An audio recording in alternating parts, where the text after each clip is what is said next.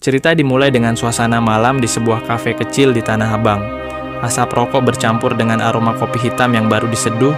Beberapa lelaki bertubuh kekar duduk di sudut ruangan, berbicara pelan sambil sesekali tertawa.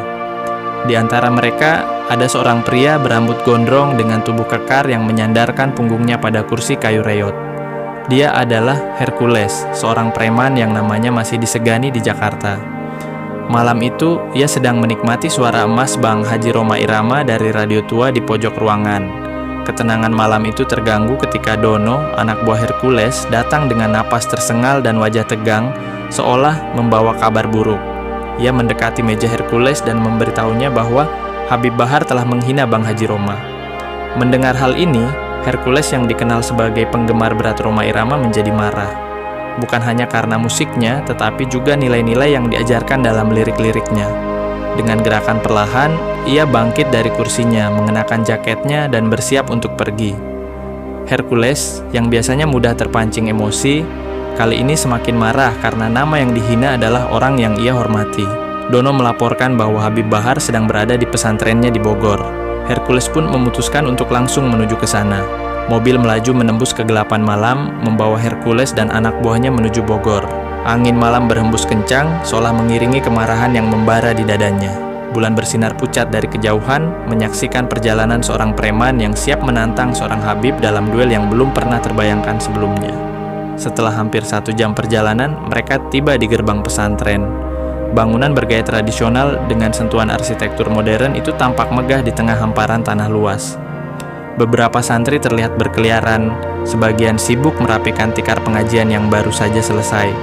Hercules keluar dari mobil dan menyapu sekitar dengan sorot mata tajam. Tanpa ragu, ia berjalan mendekati gerbang lalu berteriak menantang. Teriakan itu langsung menarik perhatian para santri.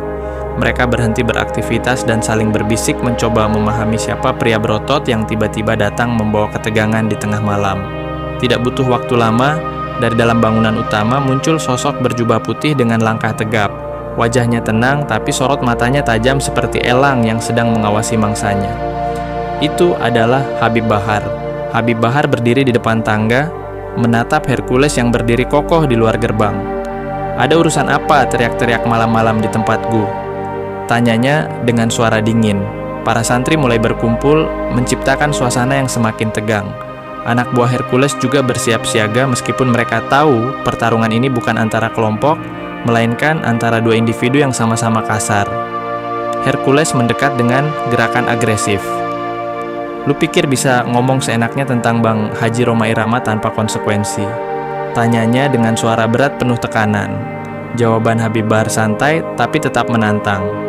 "Gue cuman ngomong apa yang gue pikirin. Musik itu gak penting apalagi buat perjuangan. Kalau lu tersinggung, itu urusan lu." Jawaban itu justru membuat amarah Hercules semakin membara. Ia melangkah lebih dekat hingga hanya beberapa meter memisahkan mereka. "Kalau begitu, kita selesaikan dengan cara laki-laki. Besok di lapangan 1 lawan 1. Tantang Hercules tanpa ragu. Para santri mulai gaduh sementara anak buah Hercules menunggu reaksi dari Habib Bahar. Setelah beberapa saat, Habib Bahar mengangguk pelan sebagai tanda persetujuan. Esok harinya, fajar baru saja menyingsing di ufuk timur, menyelimuti kota Bogor dengan kabut tipis. Namun, suasana di sekitar lapangan sudah mulai ramai. Kabar tentang duel antara Hercules dan Habib Bahar telah menyebar, menarik perhatian berbagai kalangan. Beberapa santri berdatangan lebih awal membawa tikar dan duduk rapi di pinggir lapangan, sementara sekelompok preman dari Jakarta mulai memenuhi sisi lainnya. Hercules tiba lebih dulu mengenakan kaos hitam ketat yang menonjolkan otot-otot kerasnya. Sepasang sarung tangan beladiri terpasang di tangannya, tanda bahwa ia benar-benar serius menghadapi pertarungan ini. Wajahnya tetap tenang, tetapi sorot matanya penuh keyakinan. Anak buahnya berdiri di belakang, diam tetapi siap sedia jika situasi berubah di luar kendali. Tak lama kemudian, dari arah pesantren, Habib Bahar muncul. Berbeda dengan Hercules yang tampak garang, ia tetap mengenakan jubah putih panjang dengan rambut pirangnya tergerai liar ditiup angin pagi. Ia berjalan perlahan penuh wibawa, diiringi oleh beberapa santri yang mengikutinya dari belakang. Raut wajahnya tetap datar, tidak menunjukkan ketakutan ataupun keraguan. Begitu aba-aba diberikan, Hercules langsung menerjang ke depan dengan kecepatan yang mengejutkan. Tinju kanannya melesat lurus mengarah tepat ke wajah Habib Bahar. Namun, dengan gesit, Habib Bahar menggeser tubuhnya ke samping, menghindari serangan itu. Pertarungan pun dimulai, dengan pukulan demi pukulan yang saling bertukar. Debu-debu di lapangan berterbangan akibat pergerakan mereka yang cepat. Keduanya sama-sama kuat, sama-sama memiliki reputasi besar di dunianya masing-masing. Hercules mencoba manuver berbahaya dengan meraih lengan Habib Bahar dan mencoba menjatuhkannya dengan teknik bantingan. Namun, Habib Bahar dengan cekatan memutar tubuhnya dan melepaskan diri. Begitu bebas, ia melancarkan pukulan ke arah dada Hercules, membuat pria kekar itu terdorong beberapa langkah ke belakang. Pertarungan semakin sengit.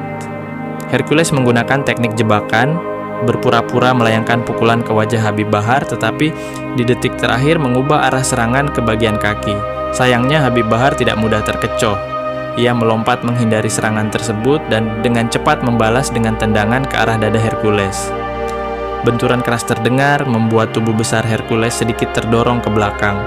Namun, Hercules bukan orang yang mudah tumbang. Dengan sisa tenaga, ia kembali maju dan akhirnya berhasil mendaratkan pukulan tela ke bahu Habib Bahar. Kali ini, Habib Bahar benar-benar tergoncang. Sementara anak buah Hercules mulai bersemangat, Habib Bahar tetap tenang. Ia menatap Hercules dengan penuh rasa hormat, menyadari bahwa lawannya bukan orang sembarangan. "Lu kuat juga," katanya dengan nada datar. "Lu juga," jawab Hercules sambil mengatur napas. Keduanya kini berdiri dengan jarak beberapa meter, saling menilai lawan masing-masing. Tidak ada kebencian di antara mereka, hanya dua pria yang menguji batas kekuatan dan prinsip yang mereka pegang teguh. Duel masih belum berakhir, tetapi keduanya sudah mulai memahami sesuatu yang lebih besar daripada sekadar menang atau kalah. Ini bukan hanya soal harga diri, tetapi juga soal saling mengenal dan mengakui kehebatan masing-masing. Setelah bertukar banyak pukulan, Hercules akhirnya melangkah maju dan Habib Bahar ikut maju mendekat. Keduanya saling berjabat tangan, tanda bahwa pertarungan ini tidak berakhir dengan kekerasan, tetapi dengan pemahaman yang lebih dalam. Anak buah Hercules dan para santri pun mulai merasakan kedamaian yang menyelimuti mereka, seolah perang besar yang mereka khawatirkan sebelumnya tidak akan terjadi. "Gua rasa ini bukan akhir, tapi awal dari sebuah perubahan," kata Hercules. "Pelajaran yang mereka bawa pulang akan terus hidup dalam diri mereka, menjadikan keduanya lebih bijak, lebih dewasa, dan lebih siap menghadapi kehidupan yang penuh tantangan." Cerita berlanjut ketika Hercules mulai merenungkan setiap kalimat yang baru saja ia dengar. Selama ini, ia selalu mengandalkan kekuatan fisik dan ototnya untuk menyelesaikan segala masalah. Namun, saat melihat Habib Bahar yang tidak pernah terjebak dalam emosi, ia seolah menyadari ada hal yang lebih penting, kedamaian dalam diri sendiri. Hercules menarik napas dalam-dalam, mencoba mengembalikan ketenangannya yang sempat hilang akibat amarah. Ia menyadari bahwa pertarungan ini bukan tentang siapa yang lebih kuat.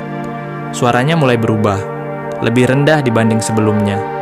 "Gue datang ke sini untuk menantang lu, Habib," katanya dengan nada yang lebih tenang. Di sekitarnya, para santri dan semua orang hanya mengamati dengan mata lebar, merasakan perubahan yang terjadi di antara kedua sosok tersebut. Hercules memandang langit, seakan mencari jawaban dalam bisikan angin yang berhembus pelan. Ia merasa ada sesuatu yang lebih penting daripada sekadar kemenangan atau kekalahan, sesuatu yang lebih berharga dari reputasi atau gengsi. "Siapa yang bisa menemukan kedamaian di tengah perselisihan?" tanya Hercules dalam hati. Akhirnya, ia melangkah maju, dan Habib Bahar pun ikut mendekat. Keduanya saling berjabat tangan, tanda bahwa pertarungan ini tidak berakhir dengan kekerasan, tetapi dengan pemahaman yang lebih dalam. Anak buah Hercules dan para santri mulai merasakan kedamaian yang mulai menyelimuti mereka, seolah perang besar yang mereka khawatirkan sebelumnya tidak akan terjadi. "Gue rasa ini bukan akhir, tapi awal dari sebuah perubahan," ujar Hercules dengan nada yang penuh makna. Pelajaran yang mereka bawa pulang dari pertarungan ini akan terus hidup dalam diri mereka, menjadikan keduanya lebih bijaksana, dewasa, dan lebih siap menghadapi kehidupan yang penuh tantangan. Pertarungan fisik mungkin sudah selesai, tetapi pelajaran tentang kedamaian dan pengendalian diri akan menjadi warisan bagi mereka semua.